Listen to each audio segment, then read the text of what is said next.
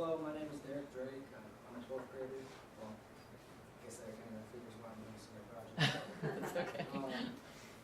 The paper I handed out to you guys at the beginning was sort of like an introductory to what I did, sort of, I guess not an overview, but just to get the ball rolling a little bit. So, first slide is what is Secret to Success, which is the name of my project. Pretty much what it is we had 2 middle school boys this year that got in trouble over at the middle school and were expelled. So they were sent over into the alternative school program, and me and the 3 other TAs, including Miss Garl, took them under our wings, I guess, as like their mentors, their teachers, their guides. We try to help get them on a correct path and out of whatever they were doing, get the mindset they were in, and all that. The methods that we took, pretty much, we started out as getting to know the student. Mr. Hall, when they were out school suspension over at the middle school, allowed me, Josh, Hunter, and Brayton to go over there throughout the period that we had Miss Garl and get to know the students, talk to them, pretty much learn their personality, their life, what they did in school, how they acted in school. Mr. Hall gave us a little bit of insight, just to get that relationship started and that connection with them at first. Then our next step was we got in the position to help them and mentor them. It was first trimester. Me, Brayton, Hunter, and Josh were all TAs for Ms. Garl. We had no clue that this was going to happen. But when we found out the middle schools were started, we set up a procedure and sort of, we tried multiple different ways, but the first thing we started was who's going to be in charge of what subject. We're taking 3 subjects, math, science, and English. Who's going to take each subject? So that was our first step, and that was how we got in the position to mentor them and help them. But one of the key things I think we did, which was another step we took, was we became more than just a fellow student to them or an older student to them. We became a friend. We took it to the point when it was outside of the classroom. We talked to them outside of school, hung out with them outside of school, sort of brought them into our lives as more than, okay, I'm just going to talk to you at school and help you at school, but if I see you outside of school, I'm going to ignore you, or I'm not going to offer you the same advice I would offer you while I'm in school. But then again, we were more than just a friend, we were also their teacher. So when they did something wrong in school or even outside of school, we're going to say something to them, not rudely or disrespectful, but we're going to say something to let them know that what they're doing is not okay, and it's not going to be okay in school or in the future when they get a job out in the real world. There was no real big materials that I used for this project. Pretty much what I used was, I used communication. I'd go into the class, I'd go over, talk to them, ask them how their day was, how far they've gotten, what they're working on, how they're feeling, sort of get that vibe on, okay, should I push this hard today to get them to where they have to get, or should I take a step back because I don't want to go overboard and get them frustrated where they're going to shut down, because that was one of the challenges that we had throughout this year, and it's going to continue even past this. But when you would bring up something to them or you really start pushing them, they would kind of like, okay, I don't like this, I'm going to back off. I don't like where this is going. So communication was very, very, very important when it came to talking to the kids.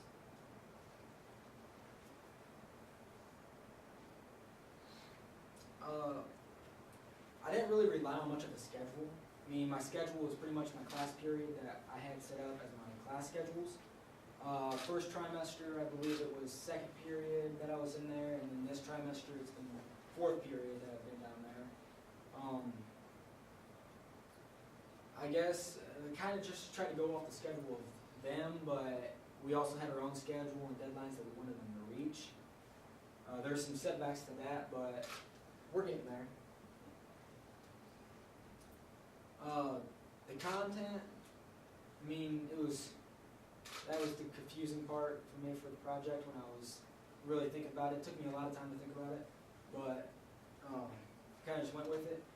I've watched a lot of teachers through my 4 years of high school and throughout middle school. I've been in a lot of trouble, been in the same position they've been in, and throughout watching Ms. Garl, Officer Carlos, Coach Thompson, Mr. Gers, Mr. D'Angelo, just people that have dealt with me and dealt with other kids like a team or a classroom, and watched how they've been able to handle the classroom when there's a kid that gets angry and is upset, and how they act. They don't call them out right away usually. I mean, they'll either take them out of the classroom, talk to them separately, or wait till after class to talk to them. They're always calm. They try to stay calm. I mean, if you try to approach a situation or a problem while you're angry, it's just going to cause the flames to rise even higher instead of putting them out.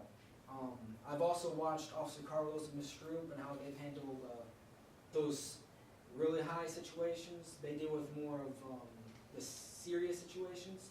Teachers do also, but when it comes down to it, the guidance counselors, if someone's thinking about maybe committing suicide or something, that's who they usually go and talk to. And Carlos, on how he handles kids that act out in school, and if they're threatening violence or something, how he proceeds in caution with those types of situations. The school-wide learning outcomes. This is just sort of, I mean, we had Thursday meetings every Thursday, and this is kind of the stuff that we would talk about when it came to the middle schoolers, and how we would approach them next, or if we should stick with the same things we were already doing. Collaboration, it was working with the other 3 TAs, with Ms. Garl, Thursday meetings, talking about how we're going to approach anger, or how to try to motivate them more to get their work done.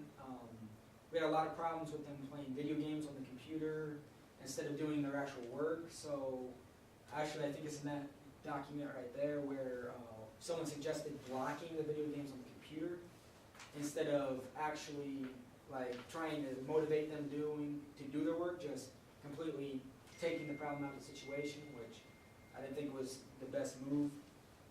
Work ethic, I checked in with them every single day between classes, not all my classes because it's impossible, I can't make it there and get back every single time. But when I'd walk in there, I'd talk to them, like I said earlier, I'd make sure they're okay, how far they're doing, what kind of pace they're going at, if they're understanding what they're doing. I also did travel to the middle school before they got here and talked to them about life. I shared my personal experiences with them. I told them how I've been on an alternative school since I was an 8th grader. I've seen the ups and downs of the program. I've seen it take this huge step that it's went from just being sort of like a sideshow to actually being really part of the Lakeland High School.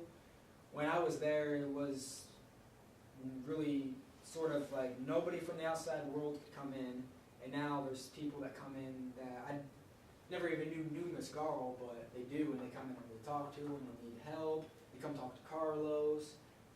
I mean, it's sort of like, it started out as like this little family group, and it's expanded, and now instead of just high schoolers, we're getting middle schoolers, where it puts the responsibility on us high schoolers to mentor them and show these middle schoolers what it's like to be a high schooler, how you're supposed to act, and set that example that they might not have a home and they're not going to really see in the middle school because they're all middle schoolers.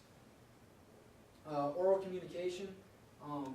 The middle schoolers, Casey and Trevor, I talked to them a lot. Me and Trevor were the one that really, I think me and him really got close. We went a few rounds. There's a few times when I had to take a step back because he was pushing my buttons and hitting a few things that really get me going, and there's a few times when I took not the right action when I would approach a certain situation. There's a few times when I did yell at him, which I realized, okay, that wasn't cool because he was embarrassed, and then it just made the whole situation worse, and then he went to talk to me, so I had to have someone else go talk to him. There was a lot of times when we weren't on the same page. Me, Ms. Garl, and the other 3 TAs knew what we wanted to do, knew how we wanted to approach it and get it done.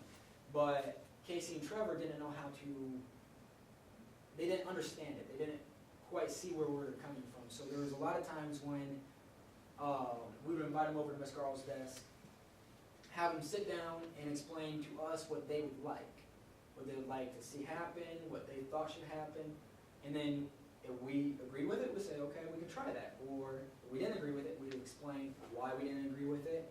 We'd explain why we think it needs to go this way and what we expect. We never say, this is like, let's go try this.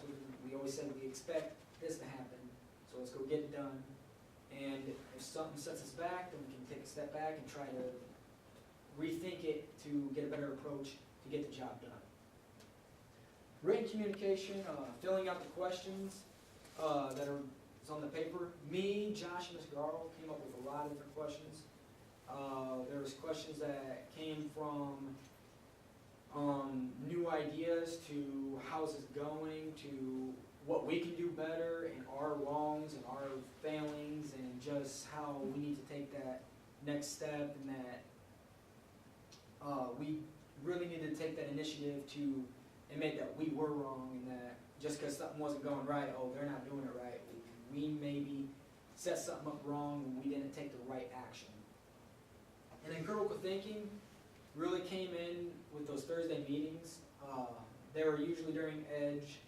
We'd sit down, and Ms. Garl usually had something written up for us, usually calling us out on multiple things that we could be doing wrong. So we'd always sit down and think and come up with new ideas on new approaches and new steps that we could take. We really had to rethink when Trevor moved to Florida and left us, so we kind of thought that, oh, well, maybe now since Casey doesn't have someone to talk to, he'll get his work done. And we realized that we really needed to come up with a new idea because that wasn't working very well. My community service was pretty much my entire project. It wasn't about me, it wasn't about alternative school, it was about 2 young boys that made mistakes a few months back, and everybody at first was hounding them for it, making them feel like they were these bad kids because they made a mistake. Well, I made a mistake, I've known a lot of people that's made a mistake that have came through and they've changed.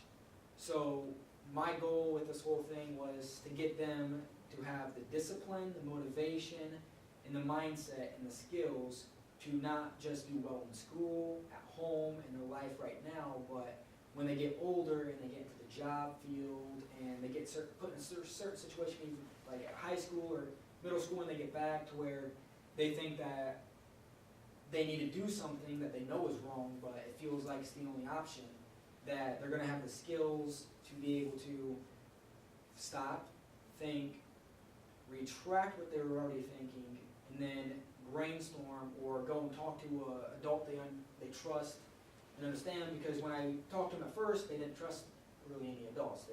They thought they were alone. They thought they were sort of like the outcasts. I mean, I saw a lot of myself in them when I first talked to them. But my goal is to pretty much give them tools to be successful in life in general, not just now.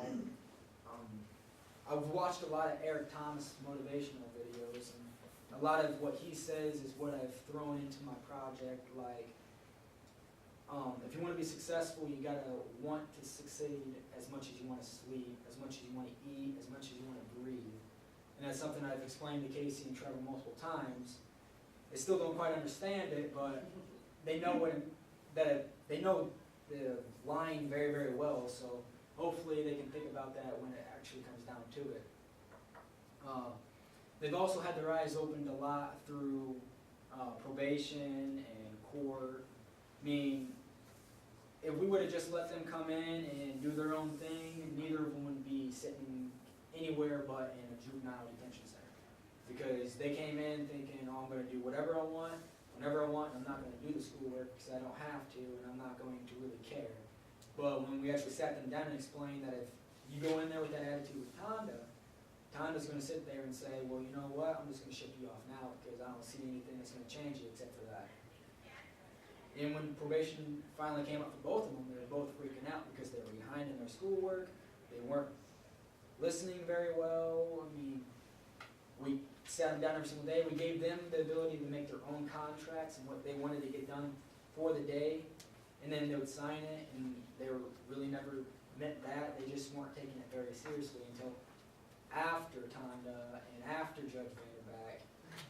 And now young KC realizes that what he did and how he's been doing in school brought what he was going to get to even higher than what he was going to get because he wasn't taking it seriously. And my final reflection, I have a little bit of bullet points here, but I also wrote it out in a paper, sort of. It's not very long, but you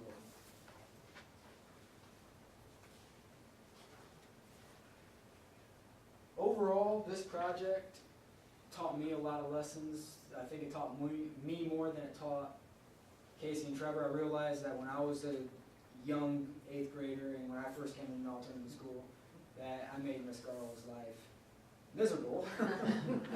And I made a lot of other people's lives miserable.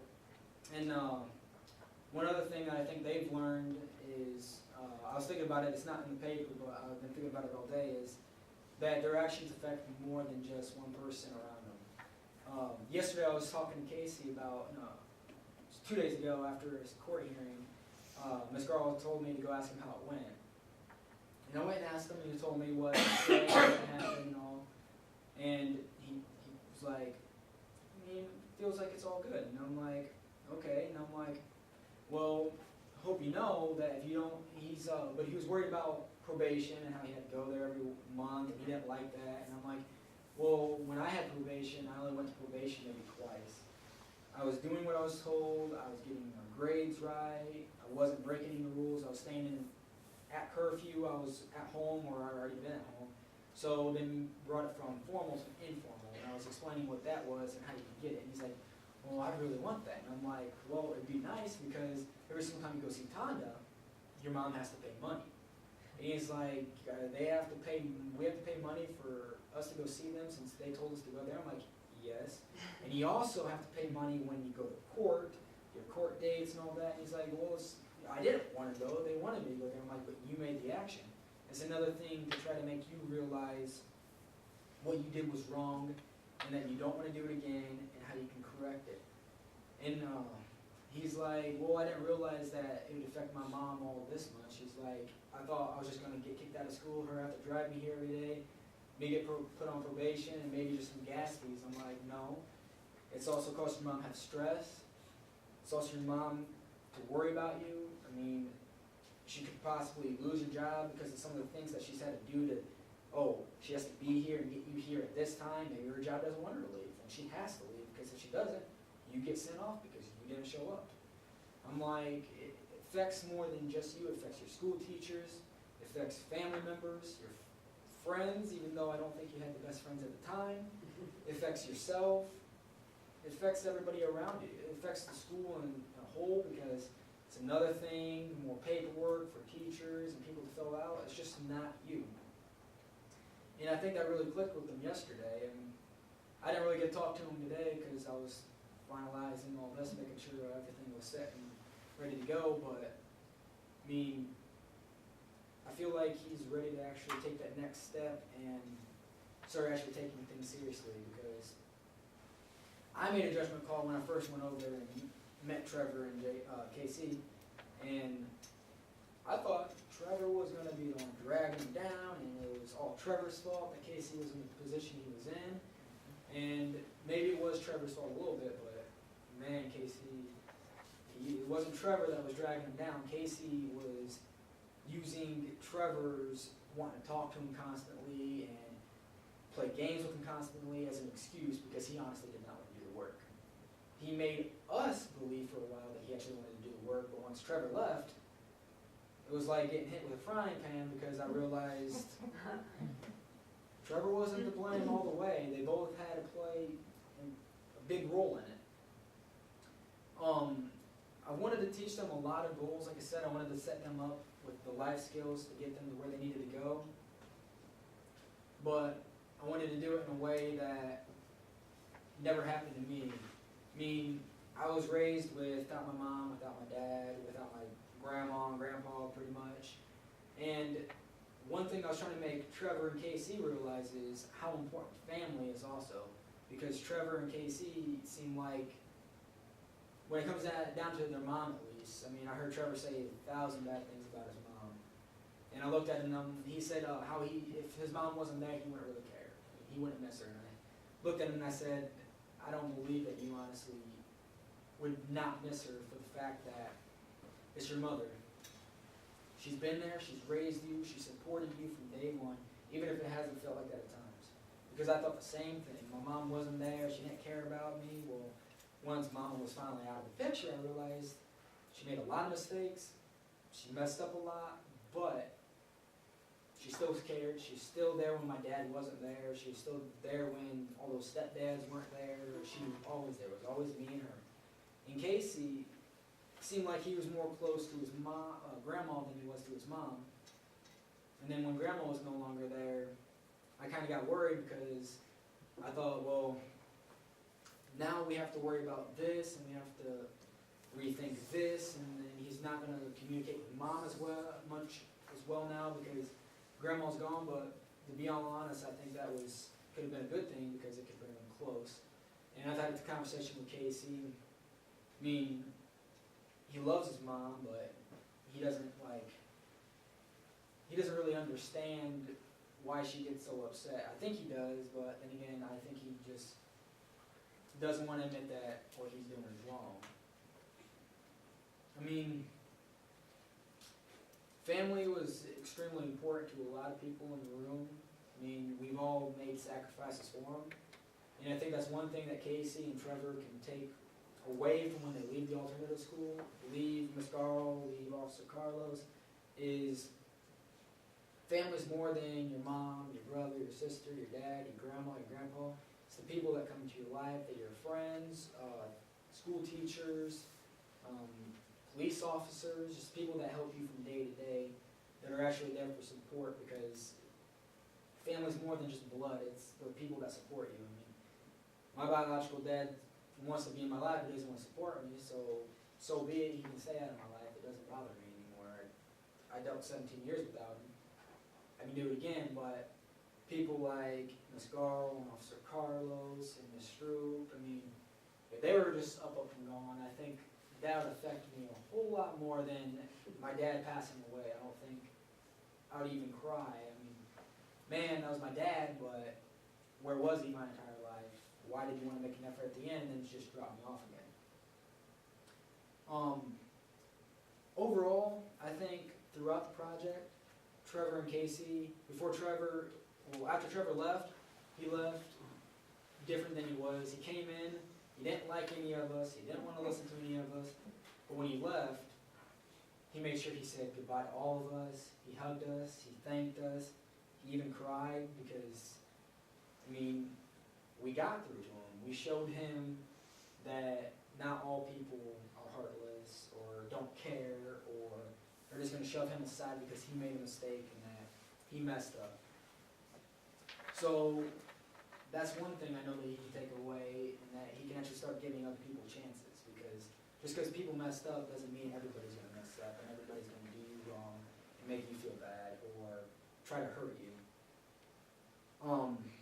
KC, I think he's still struggling with that. He's still struggling with the fact that we actually want to help him. We're not just trying to make him miserable, or we're not just abusing our power and making him feel like crap because he's not doing what he needs to do or anything like that. Like, Miss Girls told him a few times, I am upset with you, and I'm not going to let you do this today, so you're going to get your work done, and you're going to do it. He didn't take too kindly with that, but he listened, so. They have learned to trust us, they've learned to care, they've learned to look out for even us, they've learned to come to us when they have problems.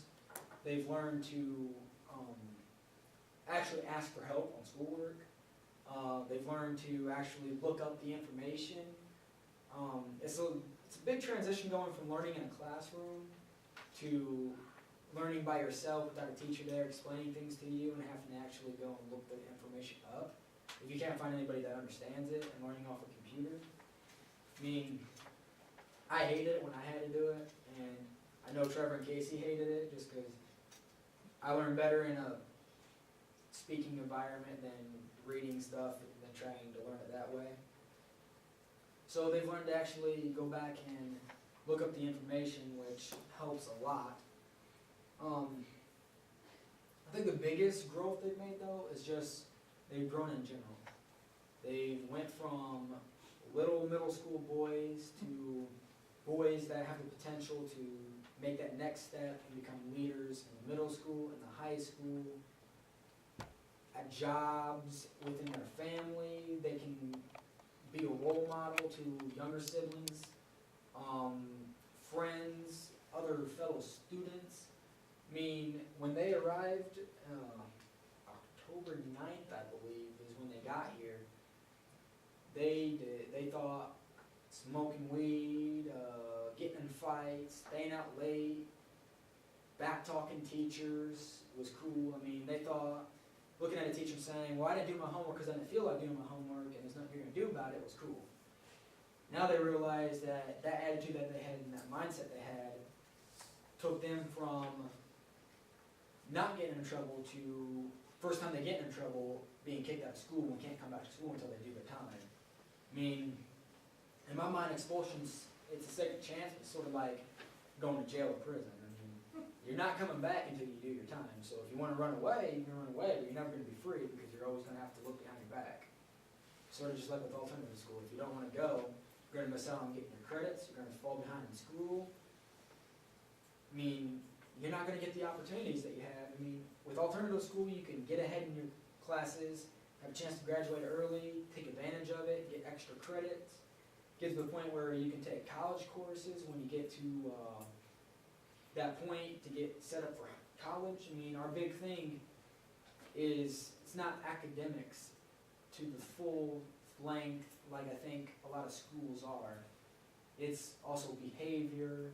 It's being responsible for not just others, but yourself. I mean, we are young, but school is supposed to teach you the life skills to be able to take care of for a family, friends, yourself, people that you come in contact with. I mean, you never know what life's going to hold on, throw it your way, so you got to take every advantage and chance you get to push yourself and get ahead of that, take the next step.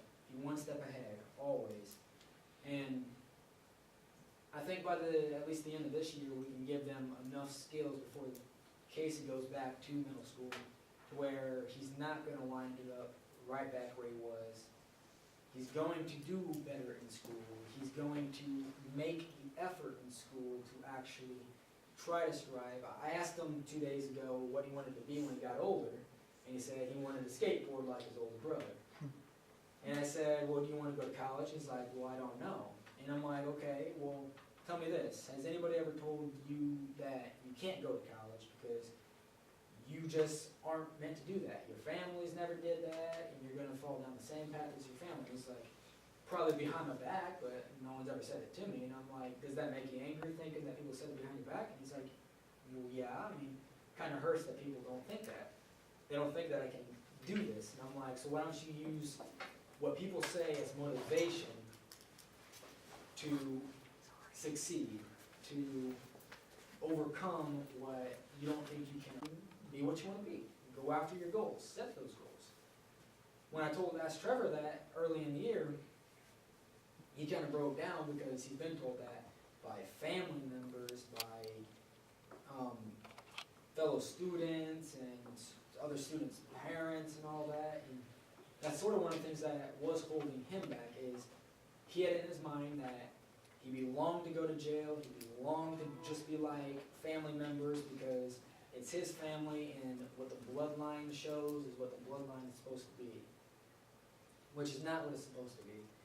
And that's the hard lesson that I learned back in 5th grade when my 5th grade teacher told me, just because your dad's in prison doesn't mean you have to be in prison, because when she was yelling at me and she said, what do you want to do when you get older? I said, I want to make money, go after women, and then go to jail. I'm like, just like my dad. And she broke down in tears saying, no, that's not what you want to do. And it took until I was finally arrested again, kicked out of school again for 2 trimesters, and thinking that there was nothing really left for me to do. And it even took after me getting back in there. It took about 2 years after I was even baptized to start realizing what the meaning of being a Christian man was, a Christian student was, or just being a good student, and all that. It took the longest time. It took me from going from living with my mom to living with a family I've never lived with before, to moving with another family I've never lived with before, to make me realize that the odds are so far against me right now that I shouldn't be getting good grades or even running track. I should be in juvie right now, sitting behind bars waiting until I'm 21 just to get out again and have another chance.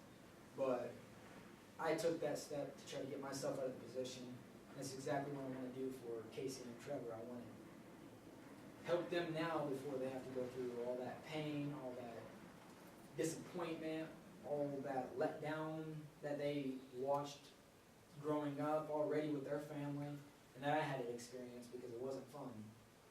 So if I can help them now, before they get to high school, before they get into those big influences to where they're gonna make those mistakes, then that's doing something that people didn't really do for me when I was younger. No older student took the responsibility to try to take me under their wing because they saw me as an outcast or as someone that didn't deserve the chance. So when I realized that they're just like me, that really started motivating me because I know how it felt, and I'm not going to let them feel exactly how I felt through 6th, 7th, 8th, 9th grade year, up to sophomore year even. It wasn't fun, so all in all, that's my project. Derek, I'm amazed at how far you've come, so you should be really, really proud of yourself. It wasn't easy. It's a lot of working. Your topic is secret to success. What is the secret to success? In my opinion, the secret to success is self-motivation. I mean, you can have motivation from the outside world. You can be promised money to like lose weight, like $100,000 to lose 150 pounds. Guarantee you're going to lose that weight if they just give you the money right there. Oh, I'll lose the weight, or lose the weight and then I'll give you the money. You're going to lose the weight either way, but the money's what motivated you to do it. So you're going to keep that weight off? Guarantee about 6 times out of 10 they're not going to keep the weight off just because they didn't want to do it. Someone else wanted them to do it and motivated them to get that done. With students, a lot of times students are motivated by teachers or parents. They get scholarships for like football or academics, and then they go to college, and that influence from the parents and the teachers of high school is gone, and they fail, they fall. And then they don't know how to pick themselves back up because they never wanted to get here in the first place. It wasn't important enough for them to get here in the first place. A lot of the most successful people in life had to motivate themselves to get there, had to make themselves think. Like Albert Einstein, look what he did, and he motivated himself to get there. Bill Gates never went to college because he didn't want to, but then afterwards he realized, in my mind, I guarantee that's what he realized, is that was a big mistake, and he worked his tail off, and now he's one of the richest people in the world. If you have self-motivation, you're going to make it a lot farther in life than you will if you're just being motivated by others. Because it's just like when people say, they didn't make you make that decision, you made that decision, so why should we allow people to motivate us. I mean, it's not a wrong thing. But what happens when the motivation is gone and you don't know how to motivate yourself, or you don't want to motivate yourself, you don't care enough to motivate yourself? You're not going to get anywhere else. You're going to be either stuck in neutral or go right back in reverse. Happens a lot with religion and Christians that come into this world. They come in because they feel like they're pressured. It's the right thing to do. They need to do it. And then when they get there, and then people start falling off because, oh, they made it. Great. Happens a lot. They fall back. They start falling right back into the same stuff they were doing. It happened with me when I first was baptized. I got baptized, and right after I got baptized, I went and got high. Went right back into it. Because I didn't care enough to keep pushing myself to get to it, push myself to get to it, push myself to get to it. I've seen that happen with friends of mine that were the ones that were pushing me to do it. But they were being pushed by somebody else, and they didn't care to do it. So when they made that one mistake and they, oh, now people hate me, I can't go there no more. And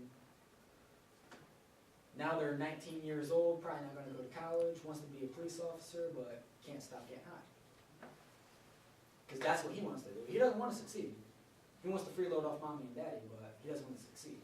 So the secret to success, in my opinion, is self-motivation. Because if you're not motivated by yourself and you don't want to do it, eventually you will stop doing it. Because that's not what you want to do.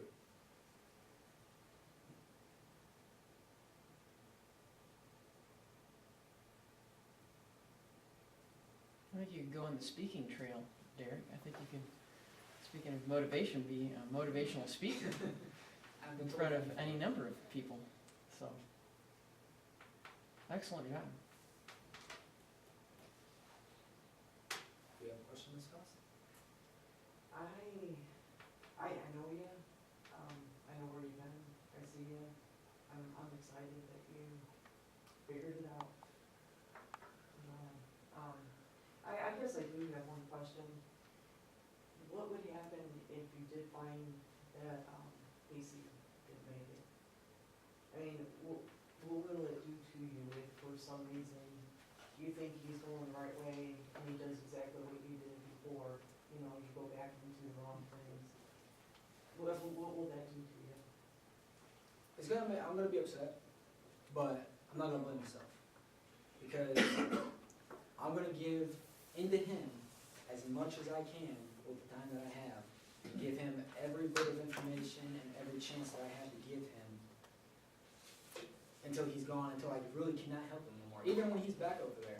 Got him as a friend on Facebook. I've talked to his mother. I guarantee his mother will allow me to talk to him and even come visit him if I want to. I'm going to keep trying to pour into him as much as I can, but like I said, the secret to success is self-motivation. So if he's not self-motivated enough to want to continue down this path, yeah, I'm going to think, okay, what else could I do? Could I did something a little bit better or a little bit more to get him there?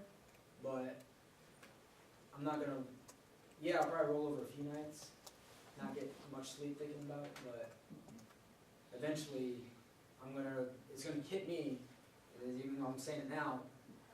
He had the opportunity to make the decisions for himself. I gave him the tools that I didn't have when I was his age. It's up to him now if he wants to use it. What did you tell me 2 days ago when you came up to my desk and sat down, you were starting to work on this? Remember what you told me? Was it an apology? Yes. Yes, it was It an apology. was my apology for being just like Casey, putting off my work constantly and making excuses because that's all I ever knew. And like Sergeant Satterfield says, the effective range of an excuse is 0. You either do it or you don't. I mean, things can set you back, but don't use them as an excuse. Just keep pushing forward. I had a meeting with the missions council for Indiana Westland not too long ago. And she asked me a few things, and I said, well, I've struggled over the past 4 years. My first 2 years, I averaged a D, if that. And these past 2 years, I've been averaging at least a B average. So, and she's like, well, what happened then? And I'm like, I just was slacking off. It was my fault. I wasn't making the decisions for myself. And she said, well, I've talked to one of your counselors, and she said, you've kind of been through the ringer over the years. I'm like, yeah, but that's not what caused me to do what I did. I did what I did. I mean, yeah, didn't have the best home life, but I made the decisions I did. They didn't force me to make those decisions. And you can't use the things that have happened to you in your life as an excuse, because I know too many people that have been at the bottom odds against them, and now they're actually doing something. Miss Faust, for example, I mean, she's told me a few stories, and here she is. I mean,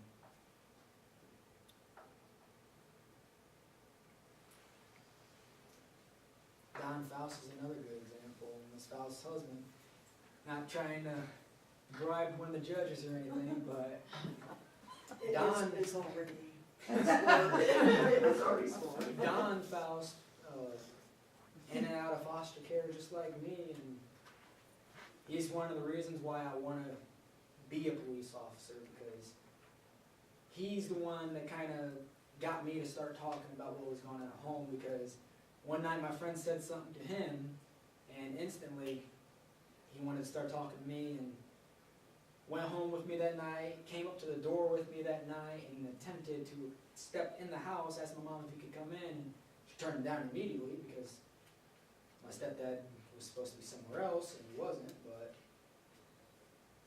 I mean, if you can go through all that, all those life challenges, all those things, and get to the point where you're now helping people that went through the same thing, and you're not sitting in a jail cell or at home doing something you're not supposed to, it's pretty amazing. A lot of Christian motivational people, like, the guy that motivates me the most is a Christian rapper named Lecrae. Didn't have a mom, well, he had his mom, but he didn't have his dad. And he was raised in sort of like a Christian home. His mother was, grandmother was a Christian. Mother went to church from now and then. But the people that he was raised around was drug addicts, drug dealers, gang bangers, felons. And he somehow got to the point where now he's rapping about God, which I never even knew you could do without saying a curse word. I didn't know you could rap without cursing. I mean, the closest Christian rapper I knew was Toby Mac. And then I heard Lecrae, and I'm like, well, what is this? This is different. I mean, and he still, it's not like, he sets the example that a lot of people should follow. Just because people aren't believers, just because they go against what the Bible says, don't shut them out, you bring them in. I mean, he has a song on one of his newer albums with B.O.B., which is a non-Christian rapper that does most likely smoke pot from what he says in his songs, sleeps with women before marriage, goes from girl to girl, drops the F-bomb in a bunch of his songs, brought him into one of his songs. And he didn't say a single one of those curse words in the song because it's probably what Lecrae said. Hey, why don't you talk about this? I mean, we've made it, so come on, let's celebrate it. I mean, those are the kind of people that I use to motivate me to get to where I am, but by watching them, they all got to where they were because they wanted to do it. I want to go to college, be the first person to graduate college in my family. I want to graduate high school, be the first person to do that, and I want to graduate with something even higher than just a regular diploma, which I didn't really want to do. But after a while, I thought about it. I want to take that challenge and strive for it. With the 400, I want to get past sectionals this year, and I want to be a leader on the team, so I'm going to strive for it and push myself to try to get to that goal. Will I? I don't know. Am I going to try? Yes, I am going to try, and it's not from the outer influences, it's because I want to. It all started with me just wanting to have one of those jackets, and freshman year I realized, oh, I have a lot of work to do, so I worked my tail off, and eventually I got that jacket. And then went from getting a jacket to where, okay, now I want more. I want to get past sectionals. And if I get past sectionals, I want to get past regionals, which I believe they're all within reach, but I have to work for it. And if I don't get it, I'm not going to be like, man, now it's off to college. And now it's time to strive at college and try to get better in the 400 at college and get my schoolwork done at college and not just put sports in front of my schoolwork like I did most of high school.